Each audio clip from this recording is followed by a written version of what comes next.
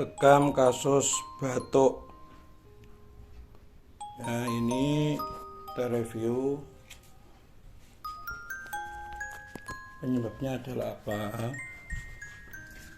Karena asam lambung tinggi, ada ginjalnya juga kurang cairan, kurang minum air putih, ada juga pankreasnya juga pencernaan, ya, sampai ke jantung, paru juga penyumbatan, akibat kolesterol tinggi.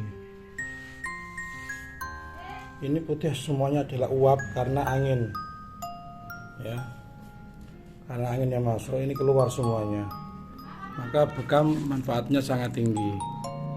Semoga pasien sembuh sehat.